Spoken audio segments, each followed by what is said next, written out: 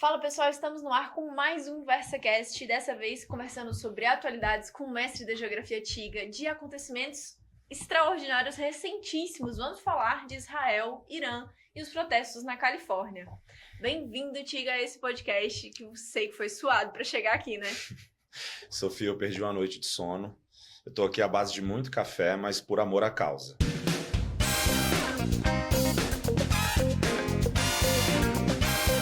Vale dizer que nós estamos gravando na sexta-feira, que foi a madrugada que tudo isso aconteceu. Hoje é dia 13 de junho de 2025, são 15 horas, e a gente está aqui digerindo quais foram as repercussões do ataque inédito de Israel à infraestrutura nuclear do Irã, que também vitimou cientistas vinculados a esse programa, eliminou membros da Guarda Revolucionária e ainda destruiu pontos importantes das defesas aéreas iranianas e dos seus pontos de lançamento de mísseis. Foram mais de 200 caças israelenses que fizeram loucura o tamanho desse ataque. Diversas ondas de ataques ao longo da madrugada e que deixaram o mundo muito receoso do que pode acontecer, né? Pois é, Tiga, a pergunta que não quer calar é: a gente tá à beira de uma guerra regional que vai perder o controle?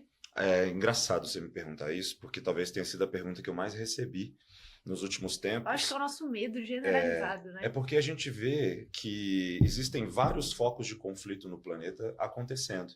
E essa guerra entre Irã e Israel, numa possível escalada, ela só vai ser o reflexo de conflitos menores que já estão acontecendo na região. Já existe uma guerra entre Israel e Hamas na faixa de Gaza e o Hamas responde ao Irã. Já existe um conflito no Líbano entre Israel e Hezbollah, e o Hezbollah é um braço iraniano. Tá tudo bagunçado. Já existe uma treta entre Israel e os Houthis do Iêmen, e os Houthis respondem também ao Irã. E, recentemente, foi derrubado o ditador sírio Bashar al-Assad, que era um governante xiita, aliado do regime iraniano, também xiita, contra Israel. Então, já havia uma série de camadas nesse conflito entre os dois países, só não existia um ataque direto tão contundente àquilo que muitos países enxergam como uma grande ameaça, que é o programa nuclear iraniano, que avançaria para a produção de bomba atômica. E que estava gerando grandes polêmicas mundiais, né? O Irã negando esse programa e todo mundo sabendo o que estava acontecendo. O que aconteceu é que uma agência, a Agência Internacional de Energia Atômica da ONU, ela publicou um relatório sobre esse programa nuclear do Irã, alegando que eles já tinham urânio enriquecido em percentual suficiente para a produção de 15 bombas atômicas. Nossa. E isso desequilibra a balança nuclear do mundo e especialmente... Que é uma paz, é uma guerra fria atual, né? É uma guerra fria atual e tem países muito receosos desse desenvolvimento nuclear iraniano atingir o patamar de detonação, sendo suficiente para que o Irã se torne um país nuclear. E isso deixa a Arábia Saudita preocupada, a Turquia muito preocupada, Israel, que é um país nuclear desde os anos 60, com a ajuda da França, tem receio de que isso ocorra por conta de uma corrida armamentista que pode se desenrolar na região. Então, já desde 2006, 2005, o Irã ele sofre sanções devido ao seu programa nuclear não fiscalizado, não aberto, para que o mundo garanta que ele é pacífico. Essas sanções foram flexibilizadas em 2015, quando o Obama conduziu um acordo junto com a China, com o Reino Unido, com a Alemanha, para que o Irã abrisse suas instalações e viesse o selo de garantia de programa pacífico, como é, por exemplo, o do Brasil. Só que isso acabou sofrendo uma reviravolta no primeiro governo Trump, quando Israel espionou o Irã. Então, olha como é que a coisa é antiga. Nossa, Em 2018, Israel espionou o Irã e identificou instalações secretas de enriquecimento de urânio acima do percentual permitido. E aí as sanções foram retomadas. De espionagem, já rola mais ruído na relação. Exatamente.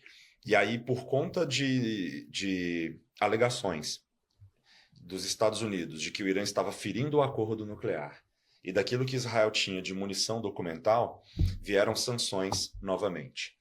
Entretanto, o programa nuclear iraniano ele continua avançando. Continuou, né? Foi avançando porque tem países que não o questionam quanto a isso, que na verdade até ganham com o Irã, que é a Rússia, comprando seus drones para lançar na guerra da Ucrânia, e a China comprando petróleo barato. Então a grana ela continua entrando. Apesar do Irã não ser um grande exportador para o mundo, existe um arco de alianças que ele possui que o dão sustentabilidade, sacou? Então isso explica um pouco do papel do Irã no mundo, mas a gente também tem que pensar no papel do Irã para o Oriente Médio, não é um país qualquer. Por que essa guerra acontece agora, Tiga? Acontece agora porque o Benjamin Netanyahu ele tem um enfraquecimento na sua gestão, onde ele vem sofrendo muitas críticas pela condução da guerra em Gaza, por escândalos de corrupção. E agora, com a gestão Trump, diferente do Biden, parece que ele tem carta branca. Pois é, essa é outra pergunta que eu preciso fazer. O que aconteceu que o Donald Trump não está apoiando como os Estados Unidos costumavam apoiar Israel? Bom, o Trump ele quer se distanciar também não disso, tá- é meio esquisito, né? É meio trumpista, né? É o que apareceu na prova da UERJ, né? A doutrina Monroe. É a nova forma. E a prova da UERJ de 2025. Então, esses assuntos que a gente conversa aqui são realmente pertinentes e podem cair no seu vestibular, já estão caindo. Já estão caindo, tendem a aparecer muito mais, dependendo da prova que você vai fazer, fazendo aqui um recorte. Me lembra de voltar do afastamento do Trump desse assunto. Eu preciso falar dos acordos de Abraão, tá certo? A UNB é um vestibular mais focado em geopolítica densa e que vai exigir conhecimento sobre a Revolução Iraniana, o pan-islamismo, porque essa revolução ela moldou o Oriente Médio nos últimos 50 anos. Desde 1979, o Irã vive um regime teocrático. Esse regime ele é assentado numa leitura islâmica xiita fundamentalista, onde os ayatolás, que instituíram a teocracia substituindo uma monarquia para o Ocidente, eles têm a leitura de que os Estados Unidos são o grande satã da humanidade, que Israel é um braço do Ocidente na região que tem que ser removido, para que na leitura messiânica do governo iraniano exista uma nova era de um islamismo na região, onde a teocracia xiita deveria conduzir todos os povos islâmicos. Então não interessa se você é árabe... Um expansionismo tanto quanto fervoroso. Exato. Não interessa se você é turco, se você é árabe, se você é persa, como é o caso do Irã, é um país de persas. O que interessa é que a adoção de um Islã homogêneo tornaria esse movimento muito mais sólido. Isso a UNB chama de pan-islamismo. Isso contraria um outro movimento que os árabes desenvolveram, que é o pan-arabismo, assentado na laicidade. Então, não interessa a religião. Não é o Islã que nos une, é a nossa identidade. Vamos unir e ter paz nesse sentido, né? Isso, e afastar a influência ocidental. As guerras que acontecem ali, as influências religiosas são muito fortes, né? Fortíssimas. E lembrando que o Irã faz parte de um bloco minoritário dos xiitas, enquanto a maioria dos muçulmanos está do lado dos sunitas. E isso explica, em partes, não o suporte, né? Mas a tolerância que países sunitas árabes do Oriente Médio têm em relação a Israel. Então, a Jordânia, que é um país árabe, permitiu que os caças israelenses passassem pelo seu espaço aéreo. Olha só. O Iraque permitiu que as ofensivas de Israel, que aconteceram agora, ocorressem usando seu território. A Arábia Saudita... a gente vê que Israel não está ilhado sozinho, né? Não está ilhado. Passa longe disso. Apesar de Netanyahu estar sendo muito criticado, da sua gestão ter inúmeros problemas, a sua movimentação internacional enquanto Estado de Israel, ela tem alguns pilares importantes ali. O conflito na região já foi árabes contra Israel. Hoje, parece-me que são todos contra o Irã. E Israel seria, tipo, o capitão dessa empreitada. E é importante a gente falar nesse todos contra o Irã, que esse momento de escolha do ataque de Israel foi em prol desse enfraquecimento do Irã em torno desses grupos que estão anexos a ele, que também estão batalhando contra Israel, né? Que a gente já citou, o Hezbollah, os Houthis e o próprio Hamas. O Hamas está enfraquecido, o Hezbollah está encolhido, os Houthis estão abalados e o Bashar al-Assad foi derrubado em dezembro do ano passado. Isso tudo enfraquece a força iraniana ali, né? Total. O arco xiita, ele perdeu muito suporte. E o Irã, ele nunca esteve tão enfraquecido desde a Revolução de 79.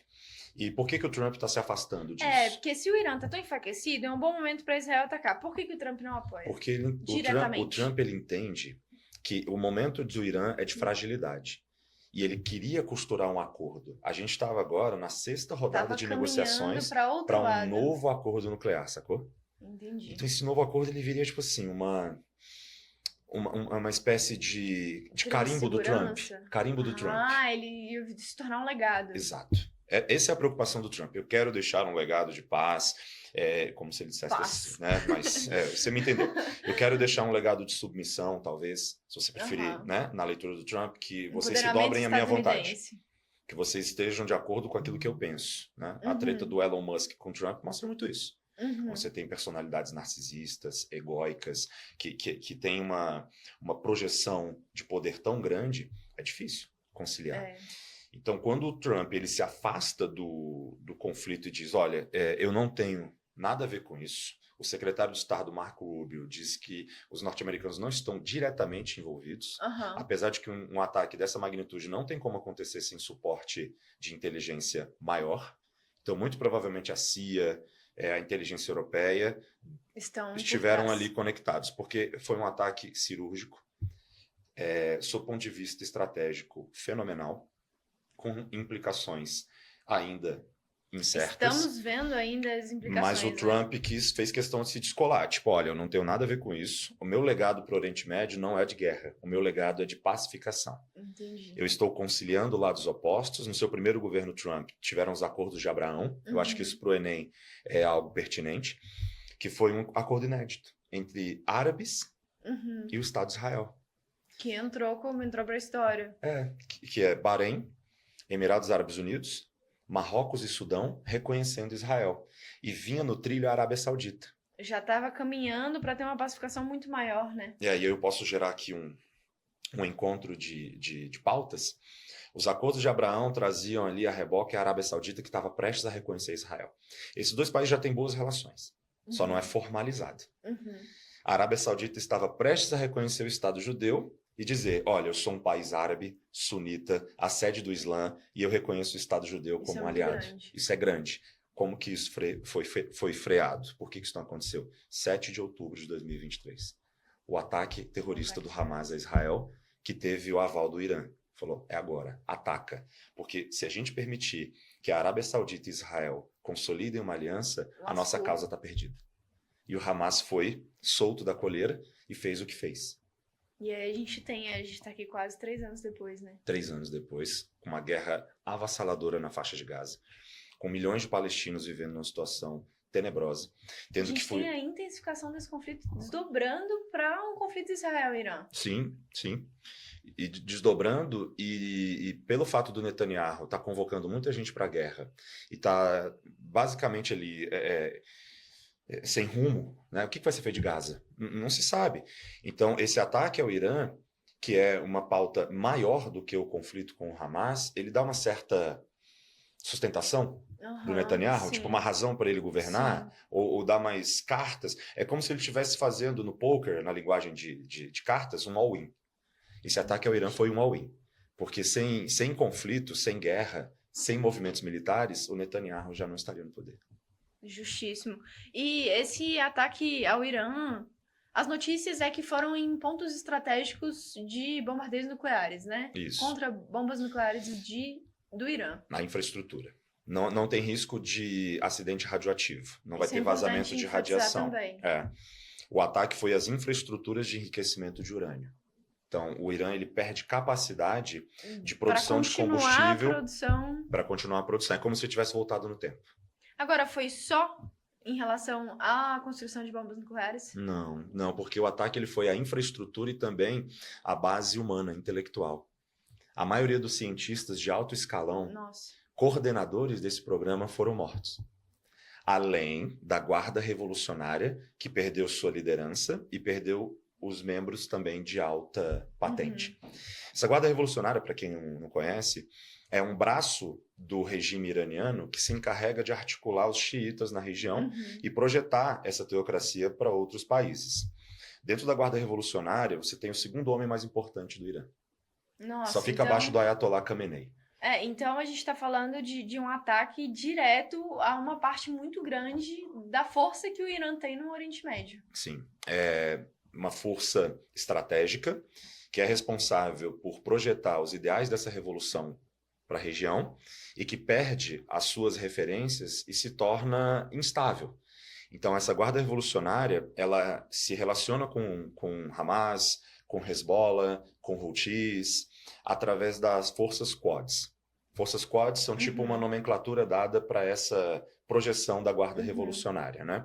Essa guarda nasceu após a Revolução de 79 com o objetivo de cuidar dos ideais revolucionários, proteger o governo, manter ideais. esse regime, e eles são tipo um exército à parte. Entendi. Eles são uma força militar Então esse distinta. ataque é um ataque à alma do Irã, né? A alma. Perfeito. Eu gostei dessa expressão. É um ataque à alma, porque é aquilo dois que preenche sentidos, a né? essência do país. Que é tipo assim, os guardiões da revolução, dos nossos princípios, estão sendo eliminados. Exatamente. Junto com ceifar as estratégias de força mais forte militar, né? Exato. E quando a gente fala dessa guerra, o Irã consegue ser derrotado? Israel tá fazendo um ataque que tem um objetivo claro de derrotar o Irã? Não, o objetivo não é claro. O objetivo é enfraquecer a capacidade iraniana de alcançar uma bomba atômica. E isso é validado por muitos países que entendem que o Irã nuclear é um Irã perigoso, devido a não só às hostilidades que esse país tem com alguns dos seus vizinhos, mas em especial a ideologia que rege a teocracia, que é a ideologia do martírio. Entendi. O Irã entende que um apocalipse é necessário para que uma nova era do Islã exista. E isso está relacionado com uma interpretação do Corão de retorno de um novo líder que precisa de um cenário conflituoso para emergir. E Israel seria o principal pilar de oposição a esse novo momento. E isso pouca gente fala.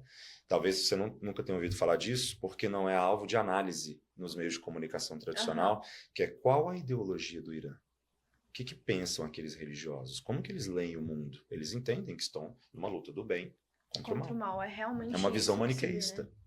E em termos de potências globais, a gente já vê que os Estados Unidos estão um pouquinho... tá ali, mas não tá ali, já tentando mediar o desgaste da imagem que vai ter no mundo. Mas e outras potências nesse conflito? Onde entram Europa, Rússia, China? A Europa olha com muito cuidado para o Irã, não se envolve diretamente, mas os Estados Unidos têm essa projeção maior devido às hostilidades. Né? Desde 79 que Irã e Estados Unidos não têm relações diplomáticas. E quando da Revolução, a embaixada norte-americana foi invadida. E foram feitos reféns norte-americanos por mais de 400 dias. Nossa, 400 dias. Então, a relação foi abalada, rachada, e esse cisma ele permanece até hoje. Por outro lado, a China tem no Irã um aliado, foi questão da FUVEST, segunda fase do ano passado. Olha só. Qual é a relação da China com o Irã e o que ela ganha com isso? Ela pega o petróleo que o mundo não consome e leva para o seu território. Já a Rússia olha para o Irã como um aliado estratégico. O petróleo do Irã ele sofre embargo, né? Muitos embargos, então, muitas sanções. A China devido ao programa nuclear. Uhum. A China se aproveita dessa lacuna de compradores e ela entra como uma alternativa que compra petróleo a preço baixo. O mesmo vale para o gás natural russo. Quando a Rússia tem sanções impostas pela invasão da Ucrânia, a China entra como compradora alternativa a preços mais baixos. Entendi. Então a gente tem um reequilíbrio ali que sustenta um pouco o Irã, né? Sim, sim. Alguns especialistas já definem isso como o eixo das ditaduras. A aliança entre Rússia, China, Irã, Coreia do Norte e Venezuela, que seriam regimes em termos políticos mais alinhados e que têm uma mesma visão de mundo anti-ocidental, anti-Estados Unidos, e que estariam colaborando em cenários diversos. Eita, Tiga, que esse conflito ele sai do Oriente Médio, né? Total. O Irã é uma peça-chave dentro de uma arquitetura maior no planeta. A gente está redesenhando um equilíbrio global. Total, sem dúvidas. A gente está vendo a história ser escrita e vocês, felizmente ou infelizmente, estão vivendo um momento importante da história, porém muito delicado e que deixa a gente, de certa forma, até ansioso, né? A apreensão muito grande, né? Total.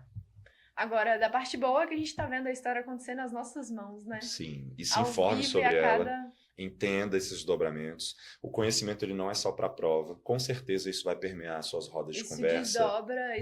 Gente, como experiência, eu fui aluno do TIGA há alguns anos. E os conhecimentos geopolíticos que eu ganhei na aula do TIGA me trazem até hoje muito repertório sociocultural que eu uso na minha vida para tomar decisões políticas, sociais. Que legal. Então, o que a gente está fazendo aqui não é só para a prova, mas te ajuda muito na prova. Posso dar um exemplo? Eu recebi uma mensagem de uma ex-aluna, eu fiquei muito feliz. Ela se formou em Direito na UNB e teve algumas aulas de Geopolítica e Economia comigo. E ela participou de uma cúpula do BRICS. Uau. Como representante do governo brasileiro. E ela falou, Tiga, eu sabia o que era BRICS por conta das suas aulas, e eu passei a interagir de forma mais profunda, mais intensa com essa reunião, por entender qual era o seu significado, qual era a realidade dos países, Olha só que o legal. que essa aliança simboliza. O que a gente está aprendendo, a gente me colocando junto com os alunos, o que a gente aprende na fase do cursinho do ensino médio é para a vida, não é só para a prova. Sem dúvidas. E a geografia te ajuda a ler o mundo. Eu espero conseguir alfabetizar, pelo menos um pouquinho, essa leitura que é tão complexa. O Oriente Médio ele tem camadas, ele tem níveis de conflito, ele tem alianças regionais, alianças internacionais, tem elementos de cultura, tem elementos de economia, e tudo isso se mistura nessa salada. Que a gente, para entender, às vezes precisa parar um pouquinho, respirar e fazer, tirar essa lente que nós temos do mundo ocidental e colocar as peças do tabuleiro na mesa. E falar, peraí, como que esse jogo funciona? E aí facilita. É um xadrez geopolítico. Com certeza. Tiga, muito obrigada por esse episódio. Primeiro, pelo esforço gigante da gente conseguir construir essa pauta com tanta pressa. E, mais uma vez, por todo o acréscimo geopolítico que você traz para esse podcast. Sou eu quem agradece. É uma oportunidade, assim, fenomenal. E eu espero ter contribuído um pouquinho. Graças ao Versa Coffee, eu tenho condição de estar acordado nesse momento. Muito obrigado. Obrigada, Tiga. Pessoal, espero que você tenha aproveitado muito esse episódio do VersaCast e até a próxima. Até mais!